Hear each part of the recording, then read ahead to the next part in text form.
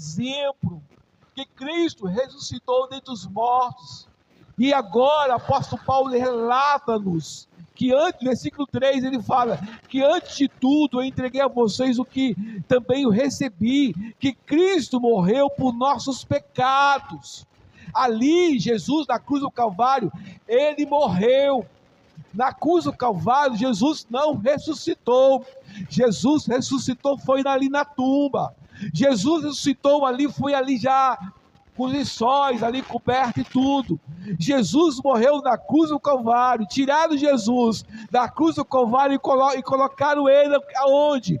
Colocaram ele fechado com uma pedra muito grande dentro da tumba.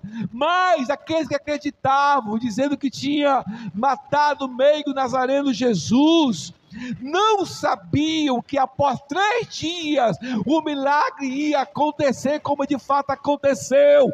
A Bíblia diz que passou sexta, passou o primeiro dia, passou sábado, segundo dia, passou o terceiro dia, domingo, o Espírito da redenção ressuscitou a Cristo, e Jesus ressuscitou.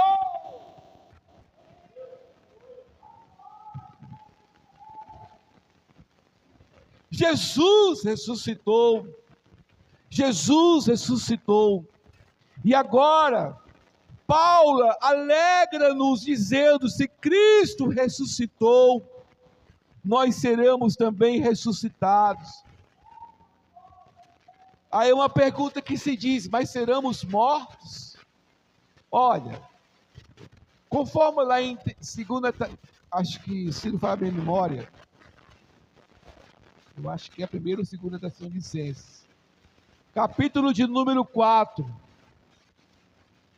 e o versículo de número 16, o segunda Tessalonicenses, primeira Tessalonicenses, capítulo 4, versículo 16, diz: porque o mesmo Senhor,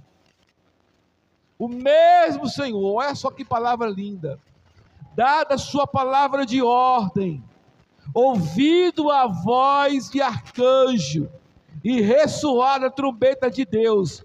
Paulo gostava muito de trombeta de Deus, porque no capítulo de número 15, escrito aos Coríntios, ele fala que antes de soar a última trombeta, ao soar a última trombeta, os mortos, nós, eis que digo o mistério, esse corpo, esta carne, nós seremos transformados. Sabe por quê? Porque o corpo se revestirá, esse mortal se revestirá da imortalidade, esse corruptível se revestirá da incorruptibilidade, e juntos nós seremos assim como ele é, como Cristo. E ele gostava de falar de trombeta. O versículo 16, continuando da primeira carta aos Tessalonicenses, capítulo 4, ele fala, versículo 16, continuando: ouvindo a voz do arcanjo, ressoar da trombeta de Deus, descerá dos céus. Quem descerá dos céus? Quem descerá dos céus? Jesus, mas nessa terra não. E os mortos em Cristo ressuscitarão primeiro. Alguém já chegou para mim e diz assim: mas irmão Ezequiel, como serão os vivos? Os mortos têm o privilégio de ver Jesus a primeiro, de chegar a Jesus a primeiro do arrebatamento da igreja? Não.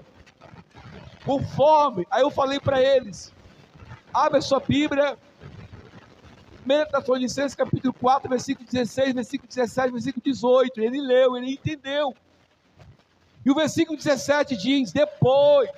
Como assim depois? Porque primeiro é uma questão de mistério, é uma questão de transformação, não é os mortos que estão em Cristo, que já morreram em Cristo, que no arrebatamento da igreja, por exemplo, o Espírito Santo vai pegar a igreja e vai subir e entregar aos ares. Mas os mortos serão aonde? Aqueles que morreram em Cristo serão aonde? Serão já no céu, já? Eles já inauguraram o céu? Não, ninguém inaugurou o céu, ninguém subiu ao céu, senão aquele que veio e desceu. Agora, o que acontece? Porque na questão de referência, na questão de transformação de corpos, numa questão de ressurreição de corpos, os corpos em Cristo ressuscitarão primeiro. Ou seja, é uma questão de transformação. Vai acontecer dois atos para quem morreu em Cristo. Primeiro, eles serão ressuscitados e depois serão transformados. Transformados em quê? Em corpos gloriosos, perfeitos. Para que se cumpriu o que o apóstolo Paulo falou lá em Coríntios, no capítulo 15, versículo 51, que é o mistério. O que acontecerá? O mortal vai se revertir da imortalidade. O corruptível, aquele que se corrompe, né, irmão Leno? Aquele que se corrompe, vai se revertir da incorruptibilidade, que não pode se corromper. Ou seja, o imperfeito vai se tornar-se perfeito. Aquele que morria vai se tornar que não pode se morrer mais. E aquele que estava morto vai ser ressuscitado em corpo glorioso. Em segundo lugar, no ato que vai acontecer, serão os nós. Olha só o que o apóstolo Paulo fala, a sua carta em 1 Tessalonicenses, capítulo 4. Ele diz, versículo 17: depois nós, quem? Os vivos, os que ficarmos aqui na terra, seremos arrebatados. Aqui não vai ser precisar ressuscitar. Nós aqui estamos aguardando Jesus vivo. Na hora que Jesus dá a ordem, Espírito Santo, pode trazer a minha noiva, ela está preparada já. E acontece esses dois atos aqui, dos mortos e dos vivos. Depois nós que ficamos vivos seremos arrebatados juntamente com eles entre nuvens. Olha só, então deu para entender do que não é os mortos que morreram em Cristo que vão ver Jesus primeiro? Não. Mas como é que você explica isso? Que os mortos já estão lá no céu com Jesus? Calma, eles estão no seio. Não inauguraram os céus ainda. Eles estão lá com Jesus, claro. Já viram a Jesus, estão lá.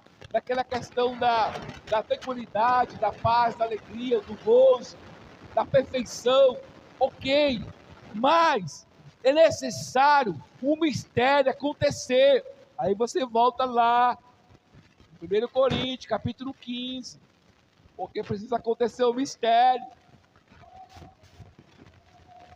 Precisa acontecer no abrir e fechar de olhos, da trombeta soar. Não digo mistério, isso aqui, irmãos, isso aqui é um mistério, só Deus, cabe a Ele isso. Tanto é que o apóstolo Paulo, lá em 1 Coríntios capítulo 12, aliás, 2 Coríntios capítulo 12, e ele foi aos céus. Quando a Bíblia diz que quando ele jejuou e orou 3 vezes ao dia, para expulsar do espinho da carne, e aí, aquele espinho da carne tribulando ele e sem Jesus tirar, e aí houve uma resposta de Deus, e aí qual era a resposta? Paulo, a minha graça te basta, porque o meu poder se aperfeiçoa na fraqueza. Só que antes desse comentário, o apóstolo Paulo ele fala que foi levada até o terceiro céu. O terceiro céu é o céu da glória. O terceiro céu é o céu do trono. Paulo está dizendo aqui que ele foi lá. Sabe o que ele fala? Ele fala que eu vi coisas grandiosas, eu vi coisas espantosas, eu fiz coisas, Deus me revelou coisas maravilhosas.